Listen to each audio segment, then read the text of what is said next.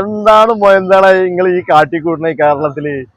ഇവിടെ തദ്ദേശ സ്വയംഭരണ തെരഞ്ഞെടുപ്പിൽ ഞങ്ങൾ ഇത് അവസാന വണ്ടിയാണ്, ലാസ്റ്റ് വണ്ടിയാണ്, ഞങ്ങൾക്ക് വോട്ട് ചെയ്തോളി എന്ന് പറഞ്ഞാണ്ട് വോട്ട് വാങ്ങിപ്പോയൊരു ഇതാ BJP അധികാരത്തിൽ എത്തുന്ന കാഴ്ച. ഒറ്റ അടിക്കാണ് തൃശ്ശൂരിലും മറ്റത്തൂരിൽ 8 കോൺഗ്രസ് അംഗങ്ങൾ രാജിവെച്ചുകൊണ്ട് BJPയോടൊപ്പം ചേർന്ന് BJPക്ക് പഞ്ചായത്ത് പ്രസിഡന്റ് സ്ഥാനം കൊടുത്തിരിക്കുന്നത്. ഉളുപ്പുണ്ട ചങ്ങായിമാരെ, പ്രിയപ്പെട്ട ലീഗാര, ഉളുപ്പുണ്ട് നിങ്ങൾക്ക്?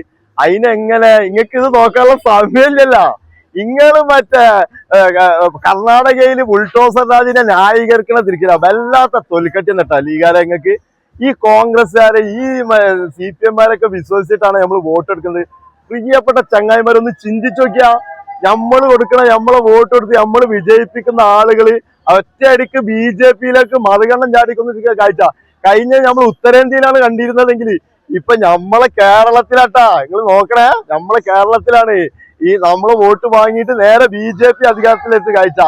ഓരോ സ്ഥലത്തും കേരളത്തില് ഓരോ പഞ്ചായത്തുകൾ എടുത്ത് പരിശോധിക്കുമ്പോ SDPI പോലെയുള്ള പാർട്ടികള് BJPയെ മാറ്റി നിർത്താൻ വേണ്ടി UDF-നെയും LDF-നെയും പിന്തുണയ്ക്കുമ്പോ അവരുടെ വോട്ട് വേണ്ട എന്ന് പറഞ്ഞുകൊണ്ട് നേരെ മാറി നിന്ന് BJP അധികാരത്തിലേറ്റാൻ വേണ്ടി എല്ലാവിധ സഹകരണവും ചെയ്തു കൊടുക്കുന്ന ആളുകള് നമ്മുടെ കേരളത്തിന്റെ പ്രതിപക്ഷ നേതാവ് VD സവർക്കർ പറഞ്ഞ കേട്ടില്ലേ? VD സതീശൻ, ഞാൻ മനഃപൂർവ്വം പറഞ്ഞത് തന്നെയാണ്. VD സവർക്കർ ഇവനൊക്കെയാണ് SDPI പോലെയുള്ള പാർട്ടികളുടെ വോട്ട് കിട്ടിയാൽ ഞങ്ങൾക്ക് രാജിവെച്ച് പുറത്തു പോകണം എന്ന് പറയുന്നത്.